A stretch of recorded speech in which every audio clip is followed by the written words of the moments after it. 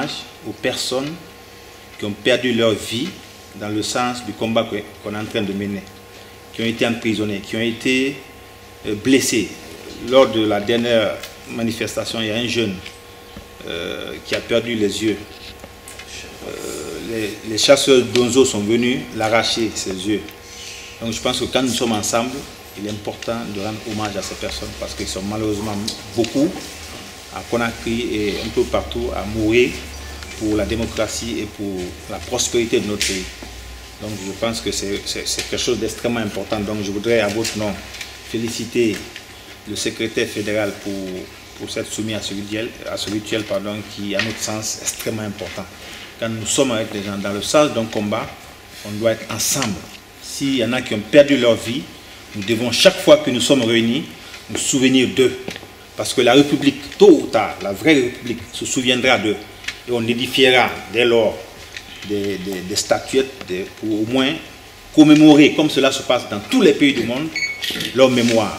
Je pense que cela est extrêmement important. Je voudrais aussi vous féliciter, vous remercier pour cette grande mobilisation, parce que pour nous, partout où nous nous rendons, si nous voyons des Guinéens, même si c'est 2 ou 3 personnes, cela nous enchante et nous sommes pressés d'aller les rencontrer. Donc je voudrais vraiment remercier et féliciter tout le monde, le grand frère Alpha, toute la délégation qui m'accompagne, le secrétaire fédéral au niveau de la Hollande d'ici, Savané, et puis vous tous qui êtes là pour cette mobilisation, pour parler de la Guinée, pour parler de notre pays. On se rend compte finalement que malgré la distance que vous avez, votre éloignement du pays, vous restez très attaché à votre nation. Cela est très rare. Je pense qu'il y a beaucoup de Guinéens en Hollande. Ce n'est pas tout le monde qui vient quand on doit parler de la Guinée, parce que la Guinée, encore une fois, c'est pour un pays qui nous appartient à tous. Et moi, je respecte les personnes qui peuvent, en dépit des occupations nombreuses qu'il y a ici, laisser ces occupations, venir pour parler de la Guinée. Encore une fois, je pense que vous devez vous applaudir vous-même. Parce que quelqu'un disait souvent que les Guinéens qui sont à l'extérieur, le travail qu'ils font, il y a même des partis politiques en Guinée qui ne font pas ce travail. Donc c'est pour vous dire combien de fois que ce que vous faites comme travail est extrêmement important. Donc je pense qu'il est important qu'on puisse aussi vous féliciter et vous remercier pour ça. Bon, je présume que vous savez pourquoi je suis plus ou moins en Europe. Je suis Étienne Soropogui, vice-président du parti NFD. Je suis en visite médicale au niveau de l'Europe. Je suis venu à Paris, je pense que je ne me rappelle pas exactement quel, mais bon, le mois là, le mois passé, pardon, pour un contrôle médical, parce que j'ai, à l'occasion des manifestations pacifiques que nous avons organisées à Conakry, pour revendiquer plus de transparence pour les élections législatives, j'avais été arrêté, injustement arrêté. J'étais en prison, injustement condamné pour 1 an de prison assorti de sursis et 500 000 francs d'amende. Donc comme vous connaissez les conditions dans lesquelles les gens sont maltraités dans nos prisons, les gens sont humiliés dans nos prisons,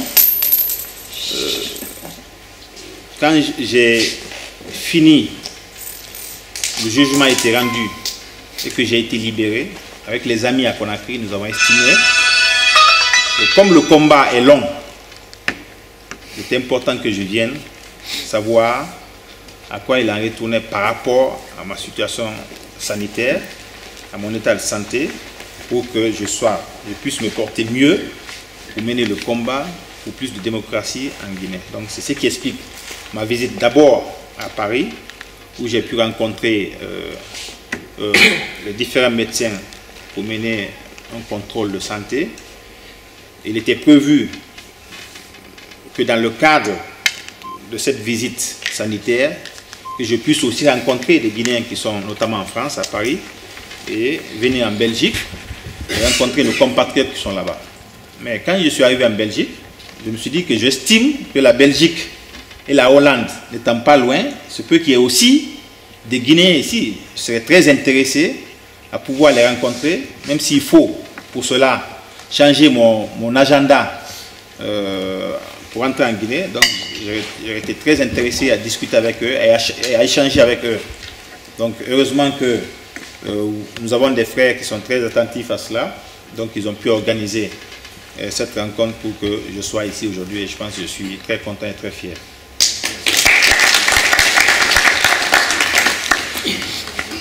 Donc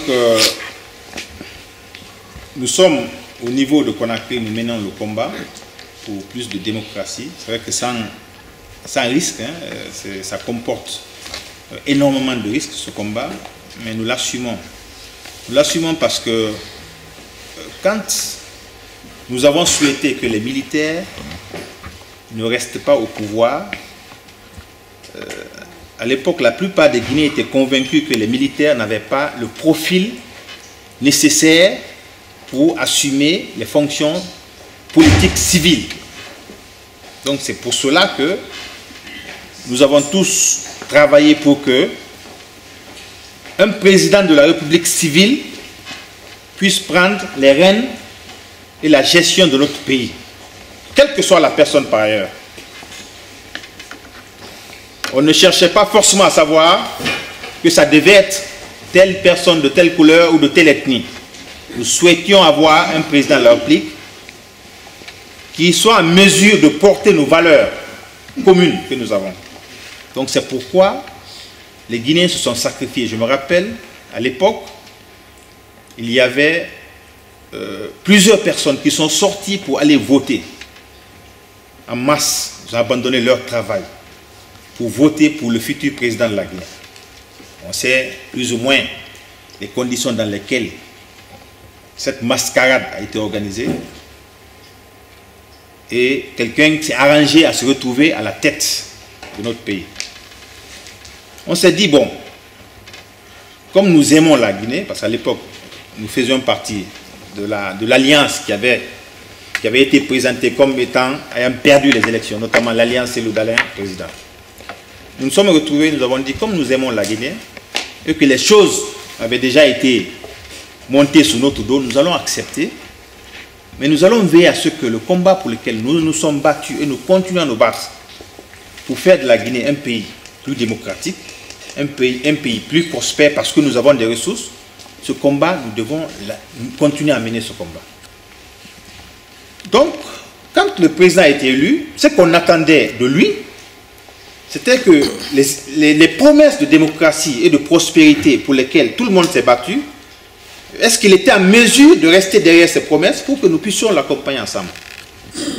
Notamment sur le fait que la Guinée devrait être un pays plus démocratique, sur le fait que le président de la République a pour mission de travailler à unir tous les Guinéens. Est-ce qu'il était en train d'aller sur ce chantier-là? Nous nous sommes rendus compte qu'en réalité, c'était de la continuité. C'est-à-dire que nous avons laissé un système derrière nous.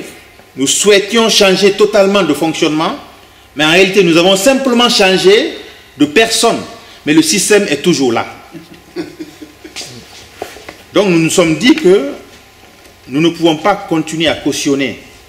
Parce que, encore une fois, j'ai commencé par dire que nous avons des amis qui ont perdu la vie dans le cadre de ce combat.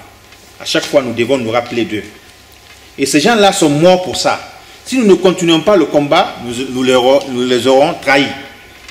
Donc c'est pourquoi nous avons dit, nous ne pouvons pas cautionner qu'un système pour lequel tout le monde s'est battu puisse perdurer dans le fonctionnement de la Guinée. Donc le combat, nous l'amenons et nous continuons à mener ce combat.